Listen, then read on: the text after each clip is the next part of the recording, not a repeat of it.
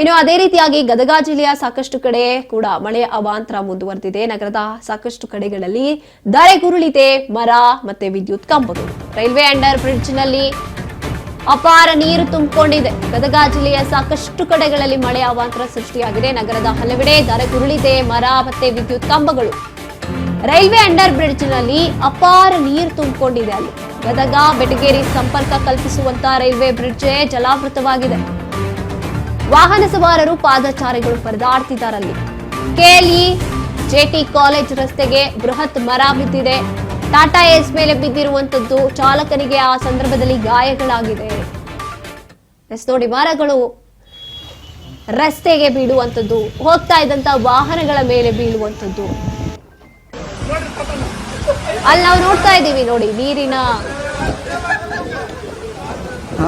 Drum ಕೂಡ ನೀರಿನಲ್ಲಿ ತೇಲ್ಕೊಂಡು ಹೋಗ್ತಾ ಇದೆ.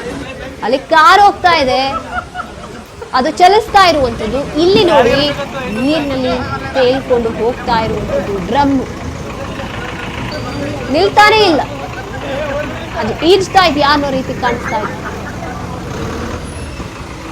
ಇದೇ ಪರಿಸ್ಥಿತಿ ಸಾಕಷ್ಟು ಕಡೆಗಳಲ್ಲಿ ನಮಗೆ ನೋಡೋಕ್ ಸಿಗುತ್ತೆ. ಜನ ಪರದಾಡ್ತಿದ್ದಾರೆ ಈ ಸಮಸ್ಯೆಯಿಂದ. ನಾವು ನೋಡ್ತಾ ಇದೀವಿ ನೋಡಿ, ಡ್ರಮ್ಮು ನೀರಿನಲ್ಲಿ ತೇಲ್ಕೊಂಡು ಹೋಗ್ತಾ ಇರೋದನ್ನು. ವಿದ್ಯುತ್ ಕಂಬಗಳೆಲ್ಲವೂ ಕುಸಿದು ಬೀಳ್ತಾ ಇದೆ. ಬೃಹತ್ ಮರಗಳು ರಸ್ತೆಗೆ ಬೀಳ್ತಾ ಇದೆ. ಅಲ್ಲಿ ಸಂಚಾರಕ್ಕಾಗಿರ್ಬೋದು ಅಥವಾ ಕಾರು ಹೋಗ್ತಾ ಇದ್ದಾಗ ಗಾಯವಾಗಿದೆ. ಮರ ಬಿದ್ದಿದಂತಹ ಕಾರಣಕ್ಕೆ ಚಾಲಕನಿಗೆ. ಇಂತಹ ಪರಿಸ್ಥಿತಿಗಳು